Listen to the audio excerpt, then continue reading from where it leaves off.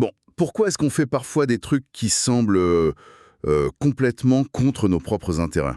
Ou alors, pourquoi on se retrouve coincé dans les mêmes disputes, les mêmes erreurs? C'est comme s'il y avait un script invisible, non? C'est un peu déroutant quand on y pense. Aujourd'hui, justement, on va essayer de regarder ça de plus près, en piochant des idées dans un bouquin qui a pas mal fait parler, The Concise Laws of Human Nature, de Robert Greene. C'est un peu comme une sorte de boîte à outils pour essayer de décoder ce moteur super complexe et parfois un peu bizarre qu'est la nature humaine. L'objectif ici, c'est quoi? C'est d'aller chercher quelques pépites, quelques idées fortes chez Greene, celles qui pourraient nous éclairer un peu sur nous-mêmes, sur nos relations aussi. On va essayer de comprendre un peu ces forces cachées qui tirent les ficelles, souvent sans qu'on s'en rende compte. Tout à fait. Et l'idée, c'est pas juste de rester dans la théorie, hein. On cherche vraiment des clés un peu pratiques. On va se concentrer sur, disons, quelques grands thèmes qu'il aborde. Notre tendance assez folle à l'irrationalité, les fameux masques qu'on porte tous et comment voir un peu derrière, la force, parfois souterraine de l'envie, et puis aussi cette idée un peu provocante d'accepter notre propre côté sombre. D'accord. Alors, euh, par où on commence? Si je suis bien, une des idées de base chez Greene, c'est qu'on est beaucoup, beaucoup moins rationnel qu'on aimerait le croire. C'est ça? C'est vraiment un point de départ crucial chez lui, oui. Il appelle ça la loi de l'irrationalité. L'idée force, c'est que nos émotions, elles ont une emprise énorme sur notre pensée, bien plus que la logique pure en fait. On a cette tendance naturelle, c'est presque un réflexe, à chercher l'info qui confirme ce qu'on pense déjà, ou qui nous fait nous sentir bien, qui flatte notre ego. Green y parle du principe de plaisir, mais appliqué à notre façon de penser. Le principe de plaisir dans la pensée. Attends, ça veut dire qu'on préfère avoir raison ou se sentir bien plutôt que de voir la vérité si elle est un peu désagréable? Ben oui, c'est exactement ça, et c'est là que ça coince souvent. C'est une source majeure d'erreurs de jugement, de mauvaises décisions, perso ou pro d'ailleurs. Pour Green, la rationalité, c'est pas notre réglage par défaut, si on peut dire. C'est plus une compétence, quelque chose qu'il faut activement développer. Un peu comme un muscle, tu vois.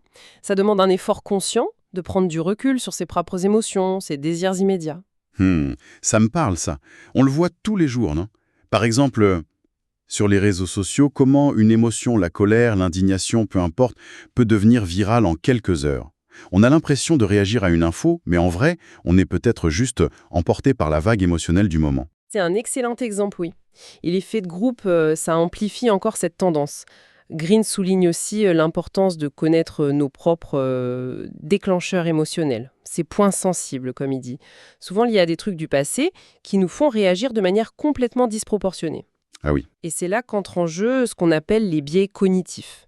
C'est un peu comme si on portait des lunettes déformantes sans le savoir, et elles nous font voir la réalité d'une façon qui arrange nos émotions, nos croyances, mais pas forcément de manière objective. Le biais de confirmation, par exemple, c'est typique, on ne voit que ce qui valide notre opinion. D'accord.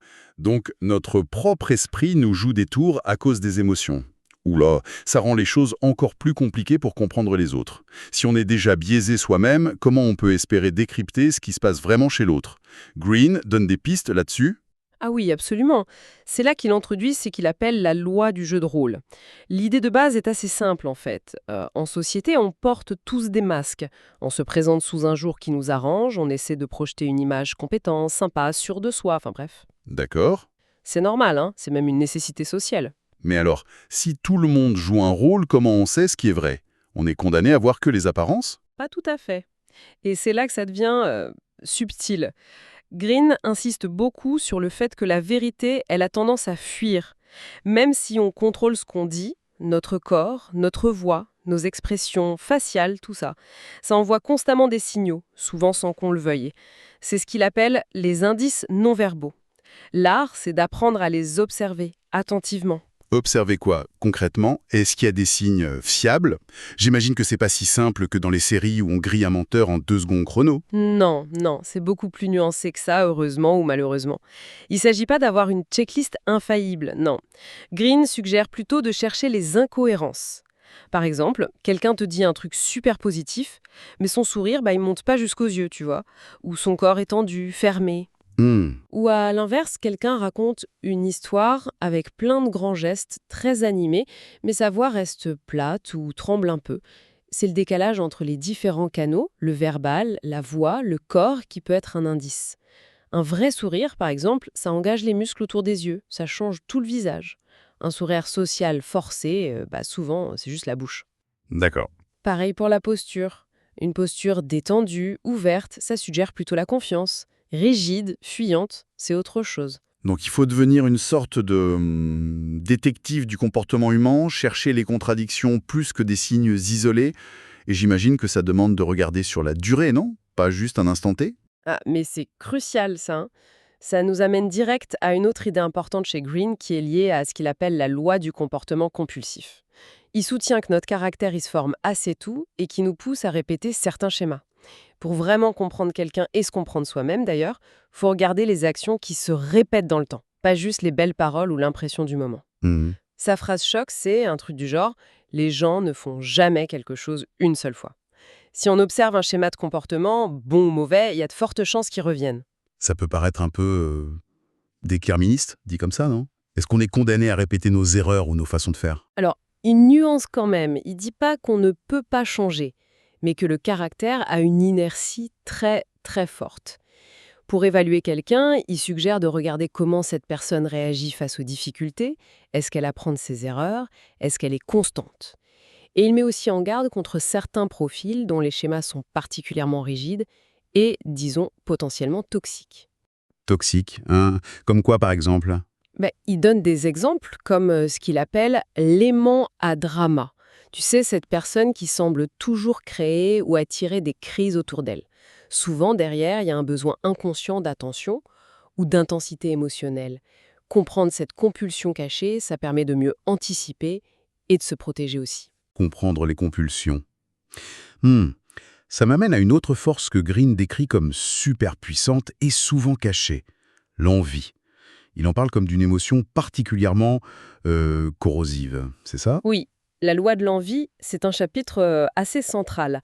Green part du principe que la comparaison sociale, c'est naturel. On se mesure tous les uns aux autres, c'est humain, quoi. Le problème, c'est quand cette comparaison vire à l'envie profonde, ce sentiment douloureux d'infériorité face à la réussite, au bien ou aux qualités de quelqu'un d'autre. Et ça peut se transformer en hostilité, secrète le plus souvent. Secrète, oui, c'est le mot-clé, j'imagine. Personne n'aime avouer qu'il est envieux. Comment on peut la repérer alors, chez les autres, ou même chez soi d'ailleurs? Il donne quelques pistes pour repérer les signes subtils. Attention aux compliments qui sont trop ou qui sonnent faux. Ah oui. Méfiance aussi avec les petites piques déguisées en humour, tu sais, celles qui visent juste à rabêcher un peu, l'air de rien. Être attentif aussi au commérage négatif, insistant sur quelqu'un qui réussit. L'envie, elle se manifeste souvent par des micro-agressions. Et il note un truc intéressant aussi, l'envie est souvent plus forte entre pairs, entre amis, entre collègues de même niveau. Parce que c'est là que la comparaison fait le plus mal en fait. Ouf. C'est assez sombre comme tableau des relations humaines quand même, hein. Entre l'irrationalité, les masques, l'envie. Disons que Grimm ne cherche pas à être pessimiste, mais plutôt réaliste selon lui. Il pense que voir ces dynamiques clairement, c'est la première étape pour pouvoir mieux les gérer. Et l'envie, par exemple, elle peut être liée à la pression du groupe, un autre thème important qu'il aborde avec la loi de la conformité. Ah oui, Ben oui, le désir de s'intégrer, la peur d'être rejeté, ça peut nous pousser à adopter les opinions du groupe, les attitudes, parfois même contre notre propre jugement. Et l'envie peut être un moteur caché derrière certaines dynamiques de groupe, comme le fait de critiquer ceux qui sortent du lot ou de rabaisser un peu tout le monde. Le nivellement par le bas, quoi. d'accord. Donc on a parlé de comment nos émotions nous jouent des tours, comment observer les autres au-delà des apparences, et combien des forces comme l'envie peuvent agir en secret. Mais Green ne s'arrête pas au diagnostic, j'espère. Il propose des moyens de mieux se maîtriser peut-être, de développer une sorte de lucidité intérieure. Si, bien sûr. Une partie importante de son travail, c'est vraiment la connaissance de soi. Et là, il aborde un concept qui est fascinant et un peu contre-intuitif, la nécessité d'explorer notre propre côté sombre. C'est ce qu'il appelle la loi de la répression. Le côté sombre, ça fait un peu Dark Vador, non? Qu'est-ce qu'il entend par là concrètement? Oui, l'image est parlante. C'est une idée qui vient en partie de la psychologie de Jung avec le concept de l'ombre. L'ombre, c'est un peu comme le grenier ou la cave de notre esprit. On y range toutes les parties de nous qu'on n'aime pas, qu'on juge pas acceptables ou honteuses, nos insécurités profondes, nos pulsions égoïstes, nos pensées agressives. On les refoule, on fait comme si ça n'existait pas. Et c'est quoi le problème si on arrive à les garder bien enfermés? Le problème, d'après Green, c'est qu'elle ne reste jamais vraiment enfermée. Cette ombre, elle fuit, elle s'exprime, mais de manière détournée. Par exemple, à travers des contradictions énormes entre ce qu'on dit et ce qu'on fait. Mhm. Ou par des réactions émotionnelles complètement disproportionnées face à certaines situations ou certaines personnes, ou encore, et ça c'est super courant, par des jugements très très sévères et moralisateurs envers les autres, qui incarnent justement les traits qu'on refuse de voir en soi. C'est le fameux mécanisme de la projection. D'accord, je vois. C'est un peu comme si plus on essayait de cacher un truc en nous, plus ça ressortait de travers. Mais alors, on fait quoi enfin? Il faut essayer de devenir parfait et de supprimer cette ombre? Ah non, pas du tout. L'objectif, c'est pas l'élimination, c'est impossible de toute façon, mais c'est l'intégration. Il s'agit d'abord de prendre conscience de sa propre ombre, d'accepter qu'on a aussi ses côtés moins reluisants. C'est un exercice d'honnêteté radicale avec soi-même, en fait. Ensuite, l'idée, c'est de comprendre d'où viennent ces parts d'ombre et de trouver des moyens de canaliser l'énergie qu'elles contiennent de manière plus constructive. Intégrer son ombre. Et ça apporte quoi concrètement de faire ce travail? Parce que ça n'a pas l'air super confortable quand même. Non, c'est pas toujours confortable, c'est sûr, mais le bénéfice principal selon Green, c'est une plus grande authenticité. En arrêtant de gaspiller une énergie folle à refouler des parties de soi, on devient plus entier, moins fragmenté. On est moins sujet à l'autosabotage aussi, parce qu'on comprend mieux nos propres motivations cachées. Ah, l'autosabotage, oui. Voilà, ça renvoie à la loi de l'autosabotage et à l'impact de notre attitude générale. Et paradoxalement, accepter ses défauts, ça peut rendre plus fort, plus résilient. Ça permet aussi d'avoir plus d'empathie pour les imperfections des autres, parce qu'on reconnaît un peu les mêmes luttes en soi. Et enfin, cette énergie qu'on utilisait pour refouler, on peut la rediriger vers des buts plus positifs, vers ce que Green appelle la découverte de sa vocation, son chemin unique, quoi. Ça, c'est lié à la loi de l'absence de but. Ouf, ça fait beaucoup d'informations à digérer, tout ça. Irrationalité, masque, envie, ombre. Si on devait retenir l'essentiel, le cœur du message de cette exploration des idées de Green, ce serait quoi? Je dirais que le message central, c'est vraiment un appel à la lucidité, à reconnaître que la nature humaine, la nôtre, celle des autres, est incroyablement complexe, pleine de contradictions et très fortement influencée par des forces inconscientes, émotionnelles. Il nous invite à devenir de meilleurs observateurs du monde extérieur, oui, mais surtout de notre monde intérieur. Donc l'idée, c'est pas de juger, ni de vouloir tout contrôler à tout prix, mais d'abord de comprendre. Comprendre qu'on est moins rationnel qu'on le croit, que les apparences sont souvent trompeuses et qu'il faut regarder les actes sur la durée. Exactement. Que des émotions comme l'envie sont puissantes, même si elles sont cachées, et qu'on a tous des aspects moins avouables qu'il vaut mieux connaître qu'ignorer. C'est un peu ça. C'est tout à fait ça. Cette connaissance, c'est pas une fin en soi, c'est un outil. Un outil pour naviguer plus sereinement, peut-être, dans nos relations, pour prendre de meilleures décisions, pour être moins dans la réaction et plus dans l'action choisie.